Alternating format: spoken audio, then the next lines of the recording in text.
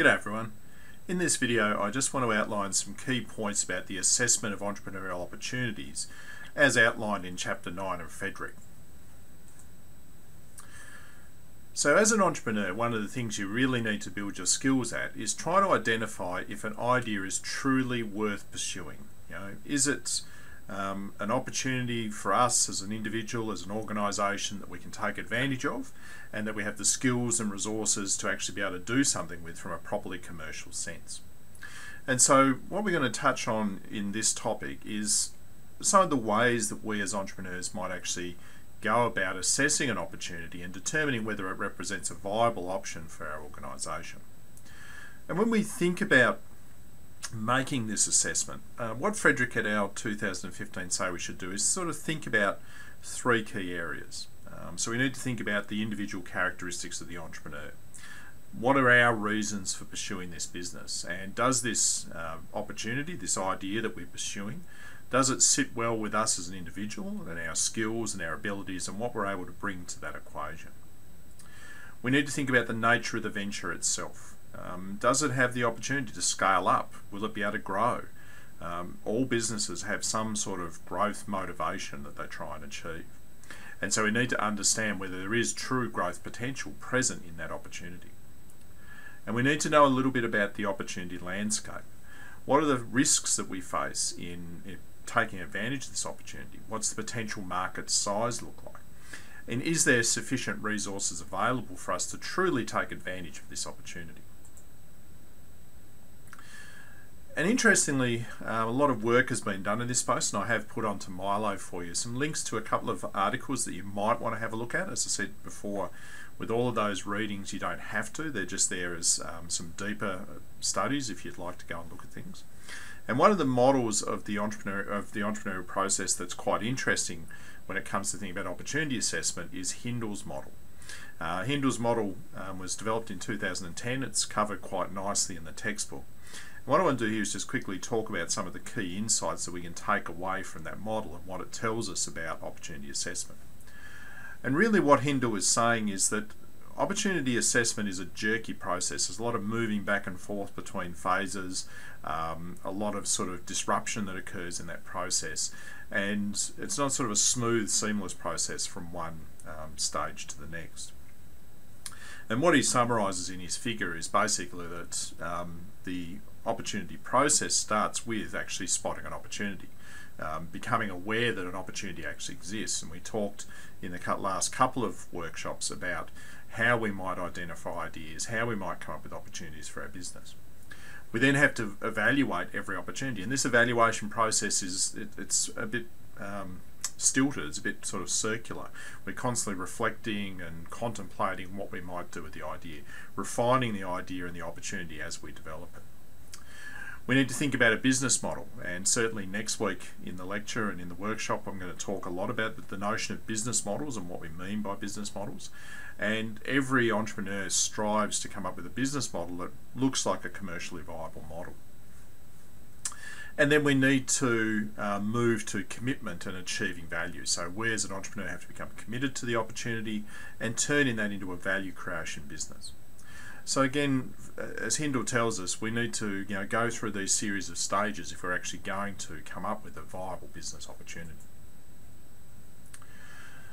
And when we're assessing opportunities, there's really 5 key factors that we need to think about in terms of determining whether we pursue that opportunity or not. The first is the relative uniqueness of the venture. So how innovative is it? If something's highly innovative, that might present a real opportunity for our organisation. Although we should remember that sometimes things that are highly unique might be unique because not many people are actually interested in them. So we've got to sort of question whether we want to pursue something that are really that unique. We need to think about the relative investment we need to make. And when we talk about investment, we're talking about investment of everything. We're talking about investment of time, effort, commitment, as well as the financial and resource investments that we need to make to get this business up and running. So we have to think all of those things through. We need to think about the growth potential of the business and what the life cycle looks like for this particular opportunity. We also need to think about the product availability and accessibility. Is the product going to be something that the customer is ready to use, or is it going to take us time to actually convince customers that they need to consider this type of product and use this type of product? And we also need to think about the availability of customers. And really this is, how big is our market and what does the demand profile look like? How many people need and want our product, but also have the purchasing power to actually be able to afford to buy our particular product? So again, whenever we're looking at assessing an opportunity, we need to ask ourselves these 5 questions.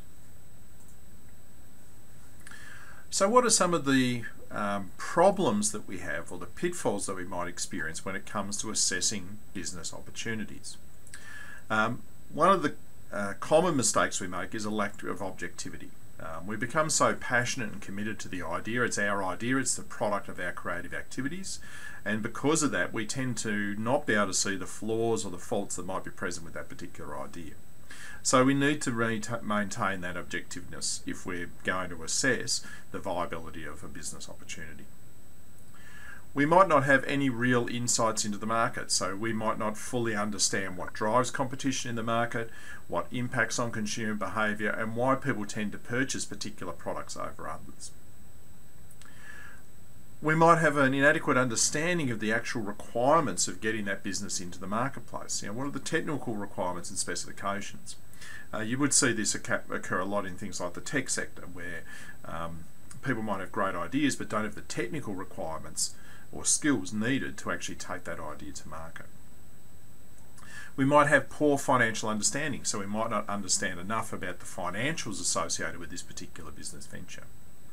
Or the venture itself might not be unique.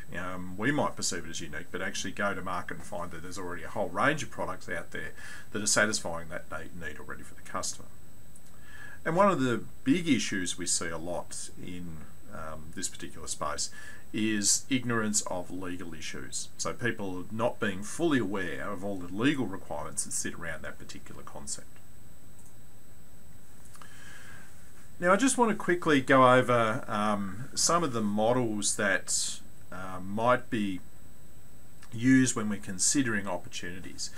One of them is this pestle analysis. Now again, if you've done things like Introduction to Management, you've probably covered this. Same thing with strategic management, you would have looked at this idea of pestle analysis.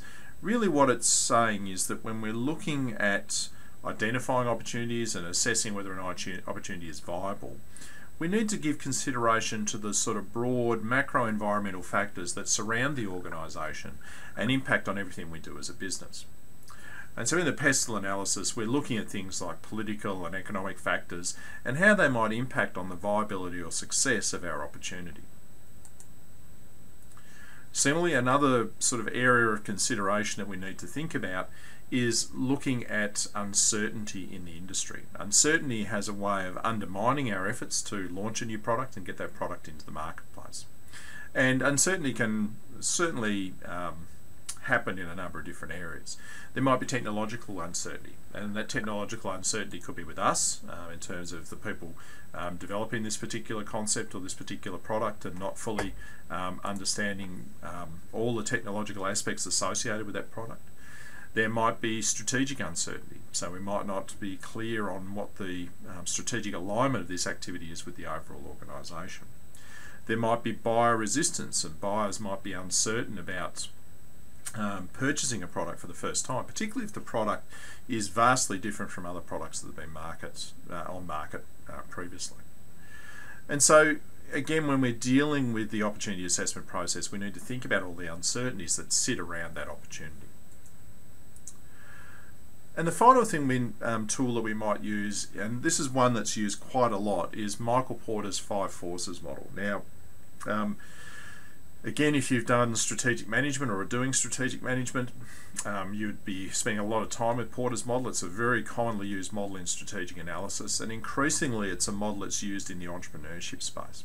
And basically with this model, what Michael Porter says is that when we're looking at any industry and we're trying to assess the viability of an opportunity and our ability to succeed in this industry, there's sort of 5 factors or 5 forces that we need to consider before we enter the market. So we need to think about the nature of competition in the industry. You know, how do firms compete, on what basis, how many competitors are there? We need to be able to think about how difficult it is to enter the industry. You know, what are the barriers to entry and how might we overcome those barriers to entry? What are the substitute products? Do people have lots of alternatives to buying our product? And if so, it might make it very difficult for them to switch from those products to our product. And what do we know about the bargaining power of suppliers and buyers within the industry? Do they have a lot of power over the decision-making process, and how would they influence our business strategy? So understanding a little bit about Porter's model is a really important tool for us understanding how we might assess the opportunities in the market. Now, to give you a little bit more detail about that, I've actually put a link onto the Milo site in this topic to a short, very short, so 10-minute video from Michael Porter outlining how you might use this 5 forces model to perform an assessment of opportunities within the industry. And I'd certainly encourage you to have a look at that if you're trying to get a little bit more understanding of this concept.